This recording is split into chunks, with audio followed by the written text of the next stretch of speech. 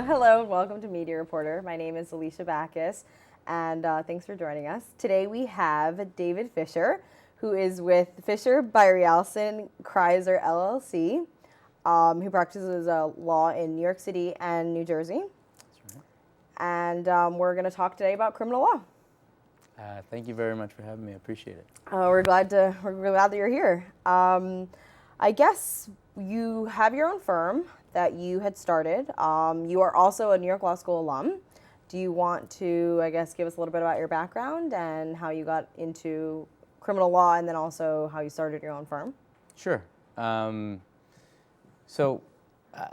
college, I majored in criminal justice, and it was really the first time I probably ever took any interest in school. Before that, I was never really into it.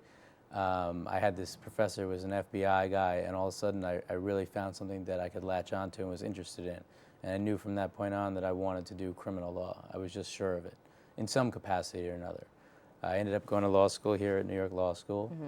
Mm-hmm. Had some internships, DA's office, public defender's office, and just really liked the idea of it. I liked doing trials. I liked talking to clients. Being involved in people's lives in these crazy situations. Mm-hmm. I mean, now with the work that I do, and my wife does it as well, every day we come home or you go to some family party, you have all these stories and these crazy things coming up all the time. And that's my life, and it's exciting. Mm-hmm. There's always something going on. I mean, it can be a lot of pressure, it can be crazy too, but I'm just so glad I went in that path, and I'm doing something that I love, and it's something that keeps my heart beating and is exciting. And so anyway, went to law school here, got a job right at a law school at the public defender's office, right across the street. I've been in this neighborhood now since 2002. Stuck over here. It's a good area. Yeah, it's nice. You can't argue with that. Right. And I live in Hoboken, so not far away. Good commute. And I was at the public defender's office, and I loved it. It's perfect. I mean, it's filled with people who share, I think, the same values as me, the same morals. They're looking to help people who are in trouble, looking to see the real person and not the crime, not the offender, not the rap sheet. Mm-hmm. I got a lot of good experience, did a lot of trials, learned from a lot of really smart people over there. It's a really good office and a great place to work. And then a fellow employee at the public defender's office, my wife, Jane Byrialsen, we weren't married at the time, decided to go off and start our own practice. We did. We ended up getting married. And now we have another partner who works with us too, David Kreizer, and soon to be, we have one associate and soon to be 3 associates and a secretary. So starting to be an actual firm, mm-hmm. I guess. So how do you think your, I guess, job as an attorney is different going from, public defender representing indigent people to representing clients who are paying you, on an hourly basis? Do you think that it's different at all, or? I mean, there's a lot of differences, sort of the day-to-day life from being at the public defender's office to going into private practice. Mm-hmm. One of the biggest differences is in the public defender's office, I had a lot more cases, right? Maybe I had an average of 110 cases or something mm-hmm. like that. So you're just always juggling all that stuff. It's crazy and it's overwhelming. You probably can't give as much attention as you would like to each case. I mean, you definitely can. Right, and that's always an assumed role. Right. In public defender, everybody is overworked, and not that they don't love what they do, but you do have a lot of caseloads, and there's a lot of people that need your assistance and legal advice, and Right. I mean, I like to think that one of the things I was good at, and I think one of the things that makes somebody in that position can still do a good job, is really to prioritize. Mm-hmm. I mean, things that are going to trial, obviously, the more serious cases, I mean, some things then get hurt because of that. Some mm-hmm. of the more minor stuff, you can't keep up with everything if you're right. going to do a really good job on some other stuff. But now the difference is you're in private practice, and all right, you have less cases, and you could focus theoretically more time in each, but there's also all the business stuff you have to deal with. Paying the rent, getting an office space, hiring people, not hiring people, trying to figure out where that sweet spot is to have enough people that you have the help that you need, but you're still making money. Mm-hmm. Health insurance, benefits, trying to save for retirement. office The list supplies, goes on. like all these things, right? So now you got to deal with all these things, and thank God my wife is better than I am, and she always kills me in Kreizer because we don't do enough of that stuff. But we still do a lot, and it takes up a lot of your time. But just in terms of the representation of clients, you know, I'm the same person. I'm the same lawyer I was then. I'm more experienced now, but I represent people who are indigent now still. I get paid by the city to do it. I did actually have a pro bono homicide case that I took on, just finished last year, and it had been going on for 3 years. So very rarely I do pro bono stuff, but I do represent indigent clients, get paid by the city, get paid by the federal government to do it, and I'm the same lawyer that I am with private clients. Do you think you're perceived as the same lawyer from the client's perspective, or how? No, I don't think so. I mean, sometime in the beginning, the answer is in the beginning, no.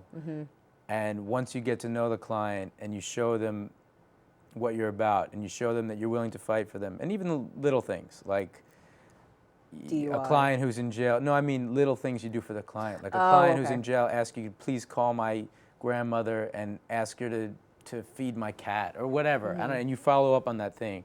And you follow up on getting his clothes from one location to another. Little stupid things. You're not even being a lawyer, right? You're just being a person who's promising to help someone, and you do it and you deliver. Then you gain the level of trust and respect from these people. But when you first meet, say, an indigent criminal defendant, sometimes they perceive you as, you're just you're not a paid lawyer.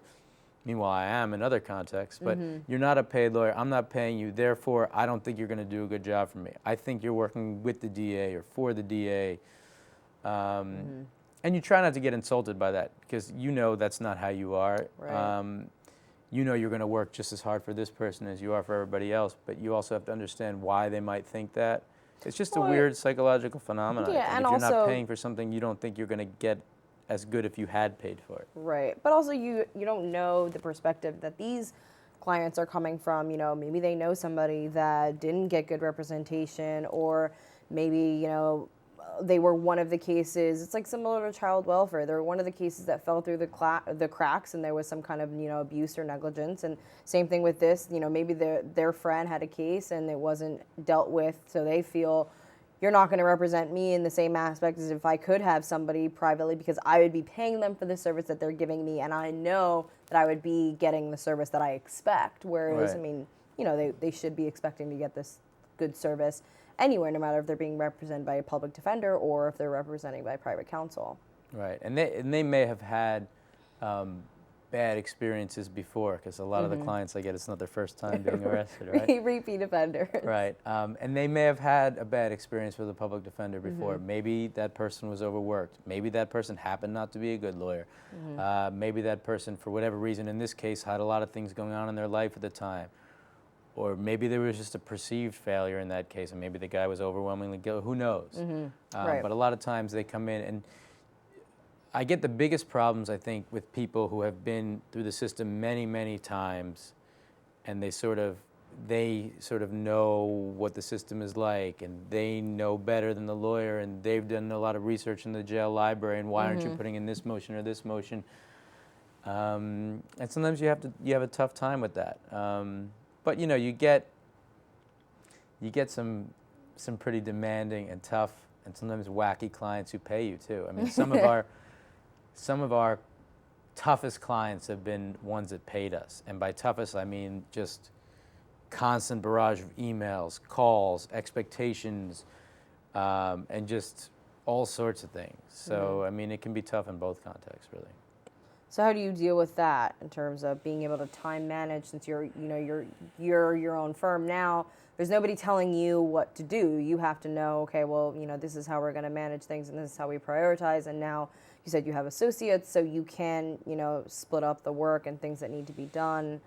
Do you think that in terms of, I guess with experience comes knowing how much time a case will take, how much time to dedicate to it, how much, I don't know, outside investigation it's going to take? Do you think that differs with the work that you used to do on, like, let's say, a typical robbery case, between you as a public defender and you as a private lawyer? I think in both cases, it's always, to some extent, about establishing the relationship early on. And to do that, you have to do things that are going to make the client believe in you. You know, I believe in myself, right? I believe in my wife's work. I believe in David Kreizer's work. I know that we get very good results all the time and don't settle for anything less than that, you know? Right. The clients don't know that. Maybe they know that they've heard from someone else who's had a good experience with us and they got recommended to us, so we sort of have some built-in credibility there. But you know, they don't know your level of commitment until you show it to them. So if you really give a lot of attention in the beginning, if you really do a lot of important things in the beginning and say, hey, look, I've already been to the scene, I've taken photographs, I've spoken to this witness, I've gotten this videotape, I've done all these things already. Right in the beginning, they can say, wow, this guy knows what he's doing, he's working hard for me, he's responding to my calls, he's really on top of it. I trust this, I'm starting to trust this person. And then you can get a lot more slack, and if you don't call them back for a couple of days, nobody's gonna be jumping up and down. They say, I know he's doing okay. You know, so I think establishing that in the beginning is really important. And not only is that helpful for establishing a good rapport with the client, but it's usually helpful for the case, because you're gonna get a jump on the prosecutor, and you're going to get the evidence before it's stale, and you're going to talk to witnesses before they forget, and you're going to get videotapes that would have been destroyed otherwise. So, and I think, unfortunately, maybe when I was at the public defender's office, with the caseload that I had, you wouldn't always have time to get to all that stuff as quickly as you would like to. That being said, there was a built-in system where you have investigators and you could farm that stuff out to them, you know, write up requests for them. So, you know, there was checks on that kind of stuff. How long was like an average case in the defender's office versus, I mean, I know a lot of times private practice, it's you represent a client on one thing and then, you know, they bring other things to you. Maybe you don't do matrimonial work, but then, you know, you have a good client that comes to you with a matrimonial case. When you work for the public defender's office, it's like one and done. You know, do the case and then it's on to the next one. Most of the time it'd be one and done, but then there's a good number of cases where you have the one case with the client, everything's going well, you're working towards this great disposition, or you have a really good trial case, and then boom, he gets arrested again. Right, for something similar or the same thing, and now you have two cases.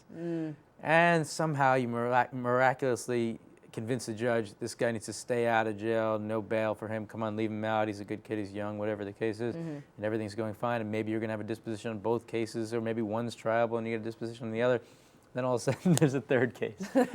So, I mean, I had a guy recently actually with this was a private case, so it happens in both contexts. You know, some of the best private clients are these repeat offenders, right? Of course, I mean. Or repeat personal injury people. You know, you get a guy who got hit by a car, and then all of a sudden he's in a car accident, and then he's gonna slip and fall. It's crazy how many. You know, my partner's doorman has got him like 4 cases already from himself. This guy's constantly getting injured. I don't know how it happens. I mean, the other good thing is you already built that rapport. So the client, you know, trusts you. You don't have to go through that beginning phase where, you know, I'm trying to fight to get good information from you, truthful information from you. You're trying to trust me and trust that I'm going to take that information and help you with it instead of hurt you. So, I mean, in a way, it is good that you have repeat clients because you already have that established relationship, and then, you know, you don't have to go through a lot of the stuff in the beginning of having to build rapport, which is, I mean, I think everything about being an attorney is about rapport and about relationships. I mean, there's an entire course about relationships and, you know, confidentiality and what, you know, is okay and what you're allowed to do and how much you protect your client. Right. And I think most of that just comes from listening, you know, just listening to what the client wants, and not, we as attorneys, I think, have the bad habit of talking too much. You know, because, I don't know, we know a lot of stuff about some stuff, or know a little stuff about a lot of stuff, whatever it is. And I don't know if it's a defense mechanism or a comfort thing, but we like to talk, you know, we like to, maybe it's our jobs, it's sort of our jobs to talk, but you really get the best out of your clients, I think, when you just say, what do you mean? Or explain. Or, wow, that sounds like you're having a problem with this. Tell me more about that. And you just listen and listen, and they really appreciate that, because especially the ones who have had attorneys before, they're like, wow, this guy's not like the other guys I've had. He's listening to me. You know, he actually is hearing what I'm saying, so that's really important. Yeah. in terms of that you were just saying about, listening to clients, how often do you find that a goal or a preferred outcome that you want for a case is different than what the client wants, whether it's working at the public defender's office or now? I mean, I know that. I mean, usually our interests will coincide, because in addition to wanting these clients to, get the best possible result, or I want to help them with what they want, I also kind of like to win. Right? That's important to me. And if I win in the case and I get everything I want, usually the client gets everything they want. So that's two things that if they meet up, it's a good thing. Like my desire to win in things and be competitive. I'm not that competitive of a person in life. Like I play a board game or a basketball game. I'm like slamming down the thing, right? But for some reason, when it comes to this job and doing this kind of stuff, I get really competitive about it, and I don't like cheat or try to do anything against the rules of ethics or shady or sneaky. But I want to win, and I don't want a bad result for the client ever. So usually those two things coincide. I mean, you get clients who, I have a case now where the government, it's a federal case, the government is offering the client, or was offering the client, a plea deal where he would receive somewhere in the neighborhood of 10 to 12 years in prison. And you say, that's a lot of time. And this is what I'm talking about. No easy thing to take, right? At the same time, if he goes to trial and loses, he's facing a mandatory minimum. Judge has no question, is not allowed to sentence less, and will probably sentence more than 57 years in prison, right? Wow. And the client's like, I didn't do it, and I don't know, maybe he did, maybe he didn't. And I keep telling him, that's irrelevant, really. There is a lot of evidence against you, a lot of bad evidence. And a lot of time at stake. Right, and you have to convince him, it doesn't matter if you're innocent, it doesn't matter if you're guilty. That's sort of a secondary question a lot of times, and people don't understand that. And that's why people ask me sometimes, when you have a guilty client, he did X, Y, and Z, how can you defend it? I mean, the guilt or innocence doesn't even come into play that much for me. And I tell my clients a lot of time, I don't care if you did it or not. I know a lot of other attorneys are like, don't even tell me, because it's not going to change how I'm going to represent you. It's not going to change the things that I'm going to do. And I mean, it really is, it's like a secondary, piece to the puzzle that you're trying to solve here. Right. I mean, it's not important sometimes whether or not the person did it or not, or whether they'll admit they did it or not. You have to look at it and you have to convince the client or show the client that what's really important is if we go to trial, it's going to be what the jury perceives of what happens. That's going to be what's important. Not whether or not what really happened, right? If this witness who you're claiming is a big liar and you never did anything with him, he's a cooperating witness, he said you did all these 10 robberies with him, if the jury believes him, you're going to get convicted and you're going to go to prison for 57 years. If they don't, okay, maybe you won't get convicted of some of these counts. I don't know, but then there's all these other counts that you almost certainly will be because there's DNA on a gun or whatever the case is. So sometimes, despite, I like to go to trial. I tell my clients this a lot. I love trials, right? It's when I get to feel alive and I get to feel like all this pressure and it's great and you're staying up late at night and doing this stuff and that kind of sucks, but at the same time, it's intense, it's a rush, it's great. And I love doing it, and I feel great when I do it, but you may not like the result here, and you have to think about that. And if you want to go to trial, fine. We won't talk about this plea anymore, but you need to know the stakes, and you need to know that I think, even though I love to go to trial, I think this is one where you'd be better off not doing it. Sometimes it works, sometimes it doesn't. And sometimes you have that conversation, you go to trial, and you win. So, I mean... Right. And that's what you tell the client, too. You just never know what's going to happen when you go to a jury. If we take a plea, I can make you a guarantee. I can make you a promise. If we go to trial, who the heck knows, right? It depends who's going to end up in that box and what their personalities are like and what they were willing to reveal during jury selection. You could get some crazy wacko who's very influential and very convincing, and he can convince the other 11 people to do something they wouldn't have done, and he's a guy who would have convicted you right from the beginning, and he hid that from everybody in jury selection. You could have the misfortune of getting one of those people on your jury. I know, and in federal cases, you don't get to choose your own jury. Oh, it's terrible. terrible. you're stuck with like, It's okay, no good. here's the 12 people. I mean, you get some choice, You but get you don't get to talk to information them. about them, but yeah, the extent of voir dire is not as great as it is in New York. And And voir dire is sort of the most fun part. At first, it was terrifying. Prying into people's lives. At first, it was terrifying, but now prying into people's lives is the best. That's the best part. And it also teaches you how, I guess, to pull out certain facts that may not directly say, oh, I don't think I could make a decision, but it's cutting around those facts that you know are going to help you when they're in that jury room, when they're deliberating, when they're trying to, figure out what the outcome of the case should be. And I think that's what's fun about it, is because you're really not asking the direct questions because you're not really allowed to. So you have to work around it and kind of ask, what kind of facts can I find out about you that are going to help me and make me think that you have good qualities to be a good juror in this case. Right. I love when, and it happens in every jury selection, you get 1, 2, hopefully as many people as possible who start saying things like, well, you know what? If I was accused of this, I would testify, and if this guy doesn't, I'm going to think he's guilty. Or, I believe when there's smoke, there's fire. I mean, these police are out there, they're risking their lives, they're doing a good job. They're not going to arrest somebody for no reason. If somebody gets arrested, they must have done it.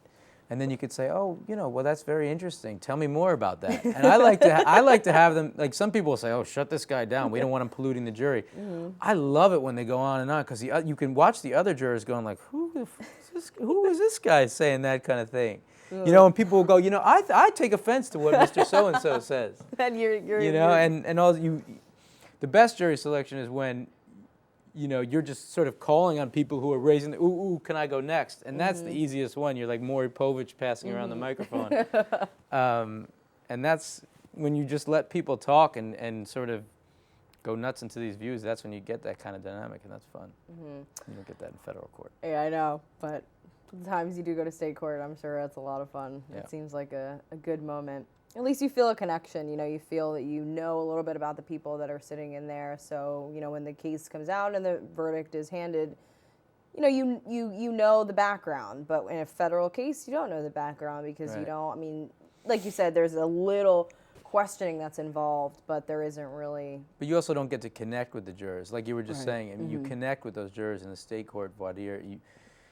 And I think you get some credibility. A lot of people will try to use the voir dire as a time where they can educate the jurors, and I do that to some extent, but I never try to change people's minds. Because I think it's futile. It'll never work. People come in with their notions, and they're not going to let some guy who they never met before, they think is some scumbag defense attorney, convince them otherwise. Secondly, I think the jurors give you credibility, and the ones who end up on your juror are going to give you credibility if they just see you as somebody who's exploring their views and not trying to convince them or change their mind. When ultimately at the end, that's what you're going to try to do, is convince them, or maybe change their mind, or convince them to vote with you or to side with you. But you want to come off in the beginning as just really trying to find out about them and who they are as people, and to see whether or not they're appropriate for the case.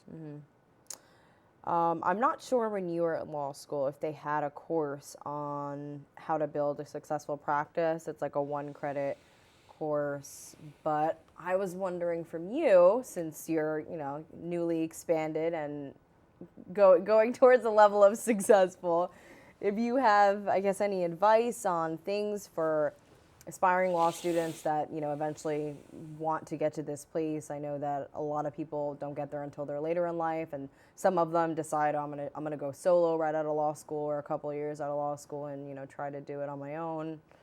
I guess what advice? I know there's a huge business aspect, like you were just talking about, things that you would never think relate to law, and in this case they do, and you have to think about them, and they're important, because if you don't think about them, you can end up tanking your career and going bankrupt because you weren't a good business practitioner.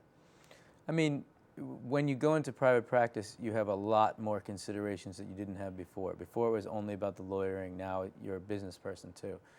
And there's certain things that you have to get used to as a business person that you've never done before, maybe. I don't know, maybe you have some background in your life that you have done stuff like this.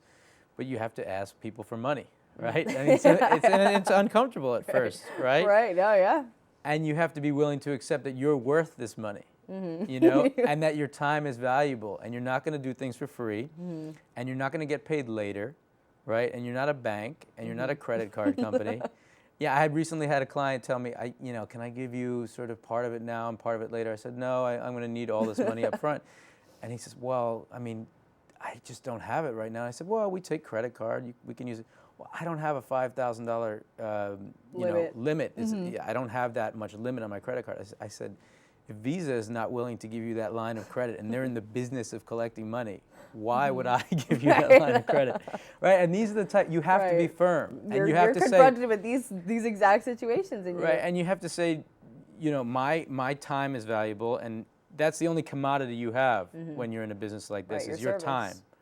Right? And if you're just giving it away for free and you're not collecting money and you're not asking people for money that's appropriate and that's going to be worth you putting in your time, then you're doing yourself a disservice and you'll never end up making any money and you'll have to close up your shop, right? I mean, you have to be willing to do these things, and they're tough at first, but you get over it, and you can do it. But also, you have to build an image. You have to build a confidence, a reputation, and there's no tricks to doing that, really. It's just a matter of being professional, showing up on time, always returning phone calls, talking to your clients about everything, going to different bar events, talking to people, always bringing your card around, talk about your business. It's things you never did before, that never thought about, that now you really have to focus on a lot. Well, unfortunately, it's all the time we have for today. I'm hoping that maybe we can do another segment, as we had a lot more interesting things to talk about. But this is David Fisher with Fisher Byrialsen Kreizer, and thanks for watching tonight. Thank you. So.